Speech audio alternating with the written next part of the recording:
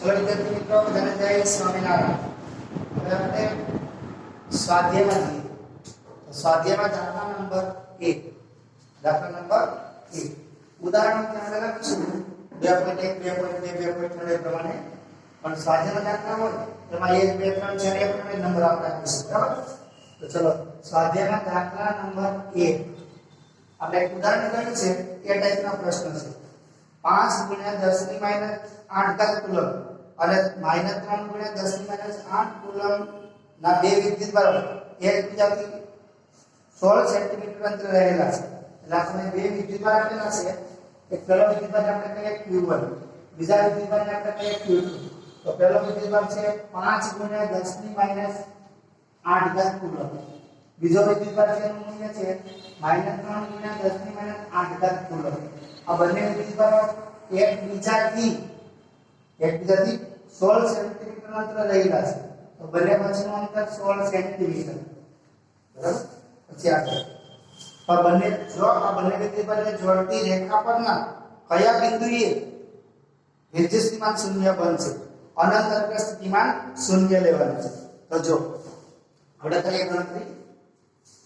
તો એકમમાં આ સેન્ટીમીટરમાં છે એટલે આપણે મીટરમાં ફેરવી દઈશું. બરાબર? તો ચલો જુઓ.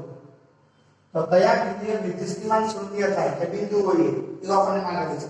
તો પહેલા આપણે જો આ પ્રમાણે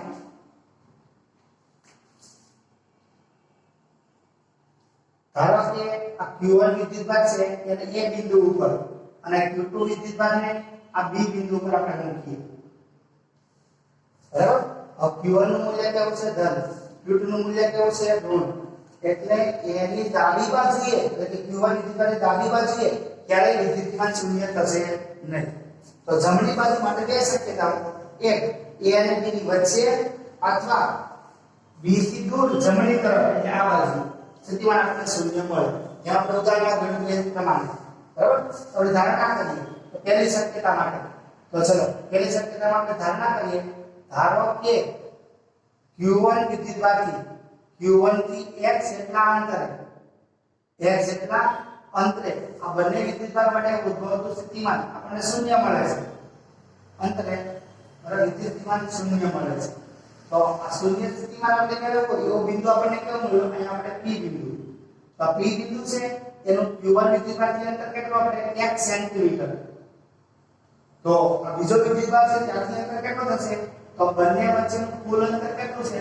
16 સેન્ટીમીટર છે. કેટલું? 16 સેન્ટીમીટર. એટલે કે r બરાબર 16 સેન્ટીમીટર અંતર આપેલું છે. તો બાકીનું અંતર કેટલું થશે? આપણે x કીધું. તો બાકીનું અંતર કેટલું થશે? 16 - 1 સેન્ટીમીટર. બરાબર? હવે તે P બિંદુ પાસેનું કુલ સ્થિતિમાન Q1 થી અંતર આટલું. બરાબર? Q1 એટલે x અંતર સ્થિતિમાન શૂન્ય બને. તો Q2 થી અંતર કેટલું? 16 - x એટલે 3 થયો. બરાબર? હવે P પાસે નું કુલ વિદ્યુત સ્થિતિમાન એટલે આ Q1 વિદ્યુતભાર વડે ઉદ્ભવતું સ્થિતિમાન V1 એ રીતે Q2 વિદ્યુતભાર વડે ઉદ્ભવતું સ્થિતિમાન V2 અને બેનો બેઝિક સરવાળો એટલે કુલ સ્થિતિમાન આપણને મળે V. તો ચાલો બિંદુવત વિદ્યુતભાર છે તો બિંદુવત વિદ્યુતભાર માટે સ્થિતિમાનનું સૂત્ર તો KQ1 R1 R ની જગ્યાએ આપણે x આવશે. સેન્ટીમીટરમાં કહેવાય તો -2 પ્લસ આ V2 એટલે KQ2 એના છેદમાં આપણે 16 - x. બરાબર? 16 - x નો વર્ગ 16 - x × 10⁻2 સ્થિતિમાન શૂન્ય છે. હવે આપણે જો આ એક ઋણ વિદ્યુતભાર છે આપણે નામે લઈ જઈએ તો નામમાં કે KQ1 એના છેદમાં x × 10⁻2 KQ2 એના છેદમાં 16 - x × 10⁻2. ચલો બે બાજુથી k કેન્સલ થશે. આ 10⁻2 વાળો પદ કેન્સલ થશે. તો વધુ એટલો લખી દો તો Q1 બરાબર કેટલા છે? 5 × 10⁻8 એના છેદમાં x. બરાબર? એવી રીતે આગળ માઈનસ અને Q2 બરાબર કેટલા છે? -3 × 10⁻8 અને એના છેદમાં 16 - x. બરાબર? હવે માઈનસ માઈનસ પ્લસ થઈ જશે. માઈનસ માઈનસ પ્લસ 10⁻8 બે બાજુથી કેન્સલ. તો વધુ કેટલો? 5/x અહીંયા 3/16 - x.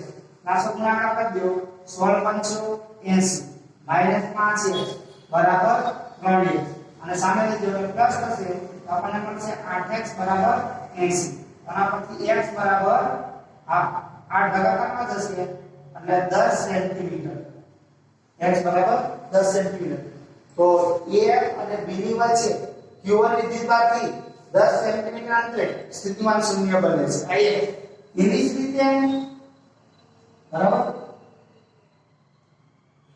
એની જમણી બાજુ આ એની જમણી બાજુ આ ભાગ બીજી દૂર એટલે રાખો જમણી બાજુ બીજી દૂર બરાબર p બિંદુ પાસે આ ઉદાહરણ છે એ ધારો કે લખીએ p બિંદુ પાસે સ્થિતિમાન શૂન્ય બને છે સ્થિતિમાન શૂન્ય બને છે હવે આમ લખીએ કે જો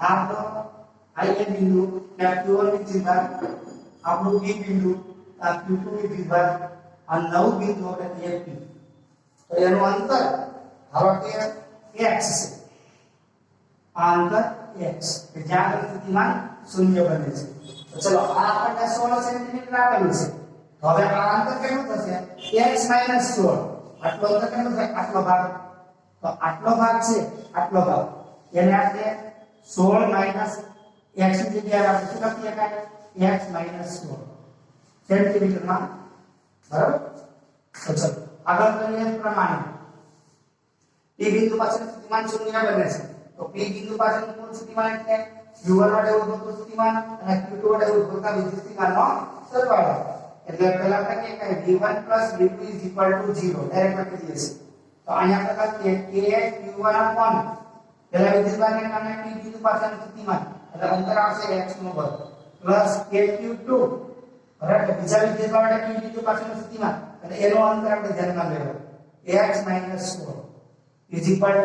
0 અહીંયા પણ જો આપણે 10 ની -2 લખ્યું હોય ને તો 10 ની -2 લખી શકાય 10 ની -2 પણ સામે કેન્સલ થાય છે એટલે ટૂંકમાં ના લખી તો પણ ચાલે આપણે આમ પણ છે k q1 upon x બરાબર -k q2 upon x 16 0 k બંને બાજુથી કેન્સલ કિંમત મૂકી દેવો તો q1 બરાબર 5 એના છેદમાં x બરાબર આ માઈનસ અને q2 બરાબર કેટલા છે -3 છે તો -3 ગુણ્યા 10 ની આ q 10 ની -8 એના છેદમાં x 16 અચલા માઈનસ માઈનસ પ્લસ હશે આ 10 ની -8 બે બાજુ કેન્સલ થશે આ બધું 5 ના છેદમાં x બરાબર માઈનસ માઈનસ પ્લસ 3 ના છેદમાં x 16 આ ગુણાકાર કરી દો અહીંયા છે 5x 16 = 80 3x આના પરથી આ 3x ને આપણે બાજુ લાવીએ એટલે 5x 3x 80 ની જમણી બાજુ લઈ જઈએ પ્લસ થઈ જશે અને વચ્ચે આપણે 2x બરાબર 80 આના પરથી x બરાબર 40 સેન્ટીમીટર તો આમ આપણે q1 વિદ્યુતભારથી જમણી બાજુએ એક 10 સેન્ટીમીટર અંતરે અને 40 સેન્ટીમીટર અંતરે વિદ્યુત સ્થિતિમાન શૂન્ય મળે બંને વિદ્યુતભારો ઉદ્ભવતા સ્થિતિમાન ચલો પેલો દાખલો હવે આવી જ રીતે દાખલા નંબર 2 આપણે જોઈએ બીજો દાખલો તો 10 સેન્ટીમીટર બાજુવાળા નિયમિત ષટ્કોણ છે દરેક શિરોબિંદુ પર 5 માઇક્રોકુલમનો વિદ્યુતભાર મૂકેલો છે તો ષટ્કોણના કેન્દ્ર પર સ્થિતિમાન ગણો ષટ્કોણના કેન્દ્ર પર વિદ્યુત સ્થિતિમાન આપણે ગણવાનું છે તો જોઈએ આપણે જો દાખલા નંબર 2 આયા નિયમિત ષટ્કોણ નિયમિત આવો ષટ્કોણ છે આ ષટ્કોણનું નામ આપણે આપીએ આ a આ b આ c આ d આ e અને a બરાબર દરેક શિરોબિંદુ પર સમાન મૂલ્યનો વિદ્યુતભાર મૂકેલો છે પેલા 5 માઇક્રોકુલમ આ વિદ્યુતભાર કેટલા થશે એટલે q1 અહીંયા થશે q2 અહીંયા q3 આ q4 આ q5 અને q6 આપણે લખીએ કે q1 બરાબર q2 બરાબર q3 બરાબર q4 બરાબર q5 બરાબર q6 એટલા કે q તો q બરાબર કેટલા થશે તો 5 માઇક્રોકુલમ એટલે કે 5 × 10 ની -6 ઘાત કુલમ 5 ગુણ્યા 10 ની માઈનસ 6 ઘાત કુલમ. બરાબર. તો આ ષટકોણનું કેન્દ્ર, ષટકોણનું કેન્દ્ર, તો ષટકોણના કેન્દ્રનું દરેક શિરોબિંદુથી અંતર કેવું હોય? એક સરખું હોય. કેવું હોય? એક સરખું. એટલે આપણે આમ કહી શકીએ, આને કહે ષટકોણનું કેન્દ્ર. આ દરેક અંતર છે ને આપણે r કહીએ. તો ચલો, ષટકોણના કેન્દ્રનું, ષટકોણના દરેક શિરોબિંદુથી અંતર, એટલે પહેલા શિરોબિંદુથી અંતર લે તો OA, બીજાથી OB, ત્રીજાથી OC, પછી ચોથું OD બરાબર OE બરાબર OA, એના આપણે AR. તો આ અંતર બરાબર, તો આ અંતર આપણે કહેવાય. એ આપણને બરાબર કેન્દ્ર આગળનું સ્થિતિમાન આપણે શોધવાનું છે, એને આપણે R કહી દઈએ. તો ચલો જો હવે આ દરેક શિરોબિંદુ પર વિદ્યુતભાર ક્યાં છે? સમાન. દરેક પર વિદ્યુતભાર 10 સેન્ટીમીટર બાજુ કીધી છે, એટલે આપણે આ 10 સેન્ટીમીટર થશે. 10 સેન્ટીમીટર આપણે લઈએ તો 10 ની માઈનસ 1 ઘાત મીટર કહેવાય. સેન્ટી એટલે -2, સેન્ટી એટલે -2 બરાબર કે પ્રમાણે. તો જો પહેલા બિંદુવત વિદ્યુતભાર વડે ઉદ્ભવતું સ્થિતિમાન આ લખીએ, અને કહી શકીએ બિંદુવત વિદ્યુતભાર વડે આ અંતરે વિદ્યુત સ્થિતિમાન, એનું સૂત્ર છે આપણે V KQ/R. KQ/R.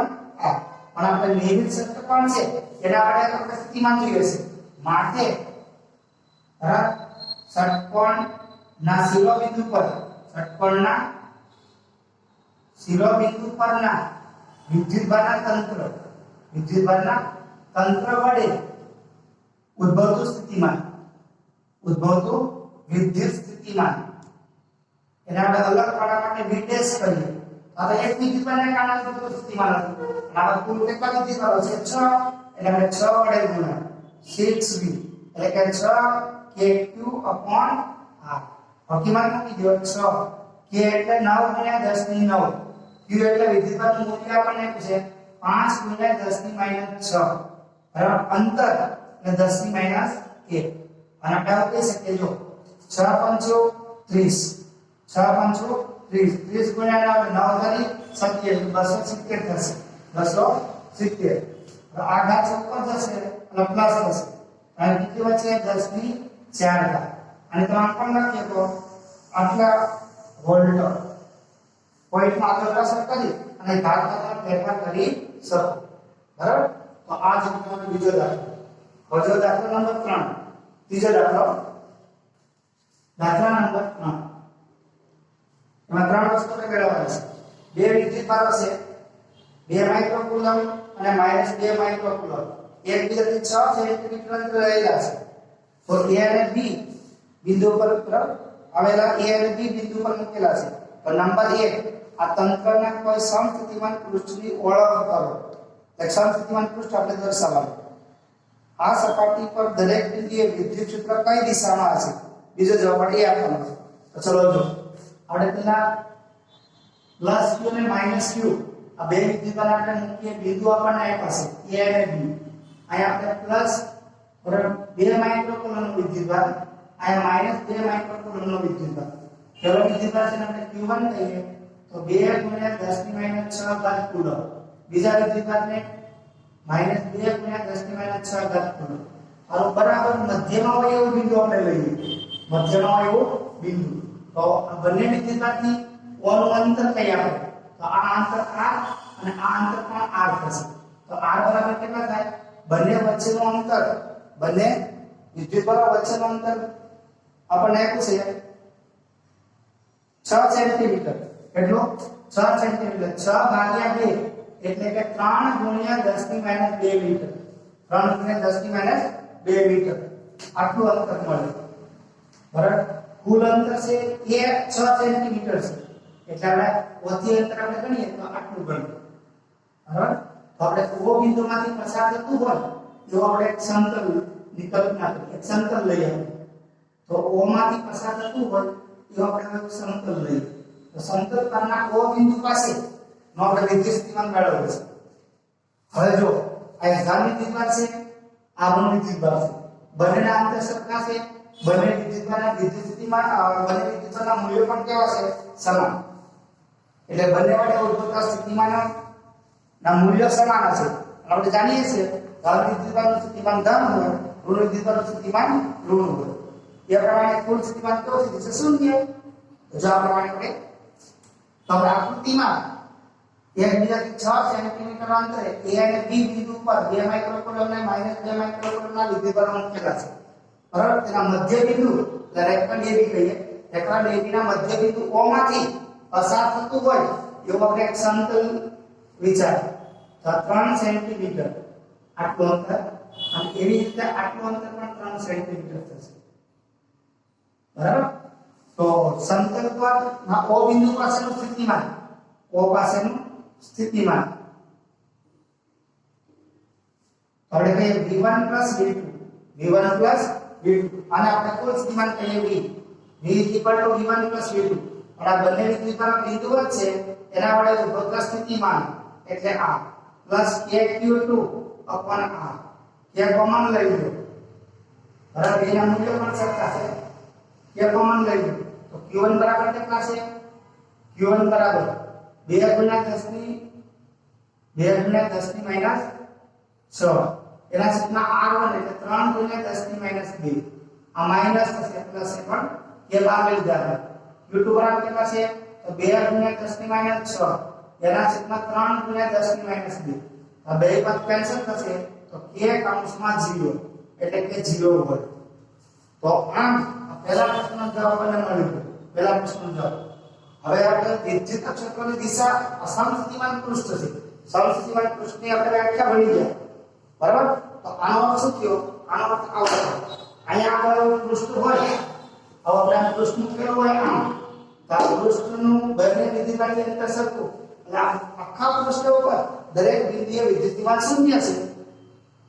આપણે જાણીએ છીએ જે પૃષ્ઠ ઉપરના દરેક બિંદુએ વિદ્યુતસ્થિતિમાન સમાન હોય તેવા પૃષ્ઠને સમસ્થિતિમાન પૃષ્ઠ કહેવાય. અહીંયા આપણે લીધેલું જે પૃષ્ઠ છે એ સમસ્થિતિમાન પૃષ્ઠ થશે. બરાબર? હવે બીજા પ્રશ્નનો જવાબ લઈએ બી. તો અહીંયા વિદ્યુત ક્ષેત્રની દિશા, તો વિદ્યુત ક્ષેત્રની દિશા છે એ થી બી તરફની હશે. અહીંયા વિદ્યુત ક્ષેત્રની દિશા બરાબર એ થી બી તરફની. એવું કેમ? આપણે જાણીએ છીએ વિદ્યુત ક્ષેત્ર કઈ દિશામાં હોય? ધન વિદ્યુતભારથી ઋણ વિદ્યુતભાર તરફ. તો એ બિંદુ પાસે ધન વિદ્યુતભાર છે, બી બિંદુ પાસે ઋણ વિદ્યુતભાર છે, એટલે વિદ્યુત ક્ષેત્ર કઈ દિશામાં હશે? એ થી બી તરફ. બરાબર? તો આ જ તમારે આ દાખલો